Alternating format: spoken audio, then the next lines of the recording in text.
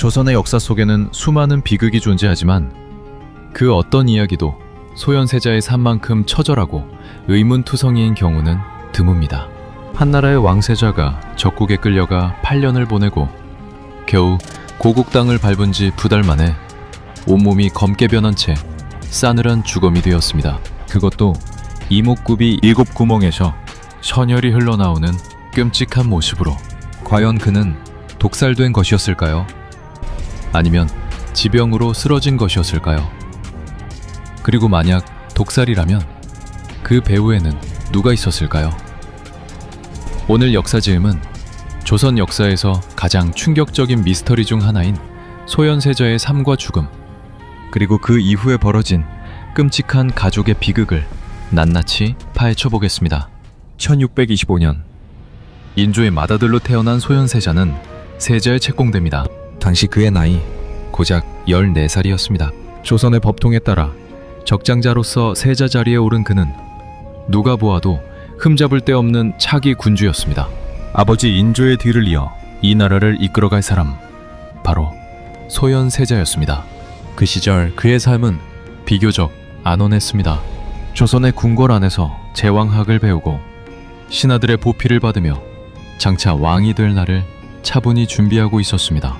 훗날의 비극을 생각하면 이 시기가 그의 삶에서 가장 평화로웠던 순간이었을 것입니다. 그러나 운명은 그를 가만 내버려 두지 않았습니다. 1636년 겨울, 청나라의 대군이 압록강을 건넙니다. 역사에서 병자호란이라 부르는 그 전쟁이었습니다. 인조는 남한산성으로 피신했지만 결국 버티지 못하고 이듬해인 1637년 삼전도에서 청태종 앞에 무릎을 꿇었습니다. 조선 역사상 가장 굴욕적인 순간 중 하나였습니다. 그리고 그 굴욕의 대가로 청나라가 요구한 것이 있었으니 바로 왕세자를 포함한 신하들의 자제를 볼모로 내놓으라는 것이었습니다. 소현세자는 세자빈 강씨와 함께 청나라의 수도 심양으로 끌려갑니다. 조선의 미래 왕이 자신의 나라를 지키지 못한 대가로 적국 땅에 인질로 붙잡혀가는 상황이었습니다. 얼마나 참담하고 굴욕스러운 여정이었겠습니까? 그러나 소현세자는 무너지지 않았습니다. 그는 스스로에게 다짐했을 것입니다. 어떻게든 이 상황을 버텨내고 조선을 지키겠다고. 이쯤에서 잠깐 말씀드리고 싶습니다. 역사지음 채널에서는 이처럼 교과서에서 쉽게 접하기 어려운 조선의 숨겨진 역사 이야기들을 앞으로도 계속해서 깊이 있게 다룰 예정입니다. 이 영상이 흥미로우셨다면 구독과 좋아요를 눌러주시면 정말 큰 힘이 됩니다. 여러분의 응원 하나하나가 더 좋은 역사 콘텐츠를 만들어 나가는 원동력이 됩니다. 청나라 심양에서의 볼모 생활은 무려 8년간 이어집니다. 1637년부터 1645년까지 소현세자가 26살에서 34살이 될 때까지의 시간이었습니다. 인생에서 가장 활기차고 열정적이어야 할 시절을 그는 타국의 땅에서 인질로 보냈습니다. 그러나 소현세자는 그 시간을 그냥 흘려보내지 않았습니다. 심양에서 그는 완전히 새로운 세계를 만났습니다. 바로 아담 샬이라는 인물이었습니다. 아담 샬은 독일 출신의 예수의 선교사로 당시 청나라 궁정에서 천문학자이자 과학자로 활약하고 있었습니다. 소현세자는 아담 샬을 통해 서양의 천문학과 과학, 그리고 서구 문물 전체를 처음으로 접하게 됩니다. 조선이라는 나라의 틀 안에서 사고하던 그에게 아담 샬과의 만남은 그야말로 세계관을 뒤흔드는 충격이었을 것입니다. 그리고 심양에서 소현세자가 목격한 또 하나의 거대한 역사가 있었습니다. 바로 명나라의 멸망과 청나라의 득세였습니다. 오랫동안 조선이 섬겨왔던 명나라가 역사의 뒤안길로 사라지고 청나라가 동아시아의 새로운 패자로 우뚝 서는 장면을 그는 바로 눈앞에서 지켜보았습니다. 세계 질서가 근본부터 뒤바뀌는 거대한 전환점을 직접 경험한 것입니다. 이 경험은 소현세자에게 조선이 앞으로 어떤 방향으로 나아가야 하는지에 대한 깊은 고민을 심어주었을 것입니다. 볼모라는 처지에도 불구하고 소현세자는 놀랍도록 능동적으로 움직였습니다. 그는 청나라 고위 관리들과 적극적으로 교류하며 조선과 청나라 사이에 사실상 외교 창구 역할을 담당했습니다. 청나라가 조선에 무리한 요구를 해올 때면 소현세자는 그 사이에서 중재자로 나서며 조선의 피해를 최소화하려 노력했습니다. 더 나아가 소현세자는 심양의 농장을 직접 경영하기 시작합니다. 이 농장은 단순한 경제활동이 아니었습니다.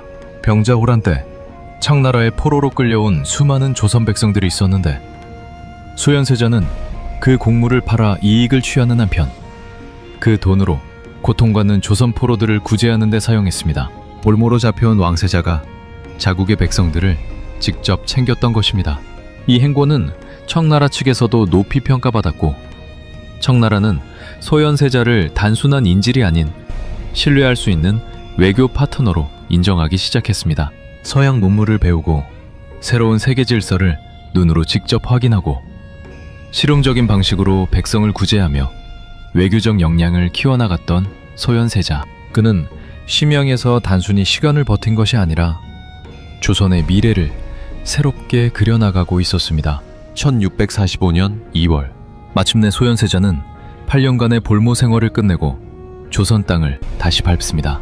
이제 34살의 장년이 된 그는 26살의 젊은 세자로 끌려갔던 그 사람이 아니었습니다. 8년간 청나라에서 보고 듣고 경험하며 쌓아온 것들, 아담샤를 통해 배운 서구 문물, 명나라의 멸망과 청나라의 부상을 직접 목격한 역사적 통찰, 그리고 포로 조선인들을 보살피며 다진 실용주의적 마인드, 이 모든 것을 품고 그는 고국으로 돌아왔습니다. 청나라의 신임을 받으며 양국 외교의 핵심 인물이 된 세자, 새로운 세계 질서를 이해하는 열린 사고를 가진 세자, 백성들의 고통을 외면하지 않고 직접 나서는 실천하는 세자. 소현세자가 왕이 된다면 조선은 어쩌면 새로운 방향으로 나아갈 수 있었을지도 모릅니다. 귀국하는 그의 발걸음에는 조선의 미래에 대한 희망과 기대가 담겨 있었을 것입니다. 그러나 그 꿈은 채 2달도 지나지 않아 산산이 부서지고 맙니다. 소현세자가 귀국했을 때 아버지 인조의 태도는 놀라울 만큼 차가웠습니다. 8년 만에 돌아온 아들을 반기는 아버지의 모습은 거기에 없었습니다. 오히려 인조는 아들을 경계하고 멀리하고 의심했습니다. 인조가 그렇게 된 데에는 청나라의 역할이 컸습니다. 청나라는 인조가 자신들의 말을 듣지 않으면 소현세자를 조선의 왕위에 올리겠다고 공공연하게 협박했던 것입니다. 이것이 인조에게는 너무도 두려운 말이었습니다. 청나라가 아들을 이용해 자신의 왕위를 빼앗을 수도 있다는 공포. 그 공포가 인조의 마음속에서 아들 소현세자를 아들이 아닌 정적으로 바꾸어 버린 것입니다. 이미 1644년 소현세자는 세자빈 강씨의 아버지 강석기가 세상을 떠나자 장례에 참석하기 위해 잠시 귀국을 요청했습니다. 그러나 인조는 이를 허락하지 않았습니다. 아버지의 장례식에도 참석하지 못한 세자빈 강씨의 슬픔은 얼마나 깊었겠습니까? 그리고 이 일은 인조와 세자 가족 사이의 관계가 이미 얼마나 틀어져 있었는지를 여실히 보여주는 사건이었습니다. 귀국 후 소현세자에게 주어진 것은 따뜻한 환대가 아니라 아버지의 냉랭한 눈길과 정치적 고립이었습니다. 8년을 버티고 돌아온 아들에게 조선 왕실이 내민 것은 포용이 아니라 배척이었습니다. 귀국한 지 불과 2달 남짓이 지난 1645년 4월 23일 소현세자에게 갑작스럽게 병이 찾아왔습니다. 그리고 단 사흘 뒤인 4월 26일 그는 창경궁 환경당에서 숨을 거둡니다. 고작 34살의 나이였습니다. 그런데 그의 죽음을 둘러싼 정황이 너무나 이상했습니다. 인조실록에는 당시 상황이 이렇게 기록되어 있습니다. 온몸이 검은빛이었고 이목구비 7구멍에서 모두 선혈이 흘러나왔으며 약물에 중독되어 죽은 사람과 같았다. 이 기록은 조선 왕조 내내 그리고 현재까지도 소현세자 독살설의 핵심 근거로 회자되고 있습니다. 온몸이 검게 변하고 눈, 코, 귀, 입 등 7구멍에서 피가 흘렀다니 누가 보아도 자연스러운 죽음이라고 보기 어려운 모습이었습니다. 게다가 인조는 장남의 장례를 처참할 정도로 축소시켰습니다. 세자의 장내에 마땅히 설치되어야 할 3가지 도감, 빈궁도감, 예장도감, 원소도감의 명칭을 격에 맞지 않게 낮추어 버렸고 맏아들의 상을 당했을 때 3년을 입어야 하는 복을 1년 복인 기년복으로 깎아버렸습니다. 그것도 모자라 실제로는 고작 30일 만에 상복을 벗어버리는 단상을 강행했습니다. 조선의 예법을 스스로 어기면서까지 아들의 죽음을 서둘러 지워버리려 한 것입니다. 그리고 인조는 살아있는 동안 소현세자의 무덤인 소경원을 단 한 번도 찾지 않았습니다. 아들의 죽음이 확인되자마자 인조는 둘째 아들 복림대군을 새 세자로 삼았습니다. 훗날의 효종입니다. 그러나 비극은 여기서 끝나지 않았습니다. 인조는 이제 며느리 강빈에게 눈을 돌렸습니다. 강빈, 즉 소현세자의 부인은 심양에서 남편과 함께 8년을 버텨온 여인이었습니다. 그러나 인조는 강빈이 자신의 수라상에 독을 넣었다는 누명을 씌웠습니다. 그리고 강빈에게 사약을 내렸습니다. 심지어 강빈의 형제들과 어머니까지 죽음으로 내몰았습니다. 소현세자와 강빈 사이에는 세 아들이 있었습니다. 이석철, 이석린, 이석견이었습니다. 인조는 이 세 손자들을 모두 제주도로 유배 보냈습니다. 그 시절 제주도 유배는 사실상 사형 선고나 다름없는 경우가 많았습니다. 첫째 이석철과 둘째 이석린은 유배지에서 죽었습니다. 유배 당시 첫째는 12살, 둘째는 8살이었습니다. 겨우 8살, 12살의 아이들이 제주도 유배지에서 생을 마감한 것입니다. 막내 이석견만이 살아남아 훗날 경안군이 되었습니다. 아버지의 의심 속에 죽은 소현세자, 누명을 쓰고 사약을 받은 강빈, 유배지에서 죽어간 어린 손자들, 한 가족이 이토록 처참하게 무너지는 데 걸린 시간은 불과 몇 년이 채 되지 않았습니다. 8년이라는 긴 볼모 생활을 통해 새로운 세계를 보고 실용적인 방식으로 백성을 구제하고 조선의 미래를 새로 그리려 했던 한 인간이 정작 자신의 나라에 돌아와서는 아무것도 펼쳐보지 못하고 2달 만에 사라져버렸다는 사실이 우리의 마음을 무겁게 합니다. 그를 기억하는 무덤 소경원에는 그의 아버지 인조의 발길이 단 한 번도 닿지 않았습니다. 그 텅 빈 발자국이 어쩌면 소현세자의 비극 전체를 가장 잘 말해주는 것일지도 모릅니다.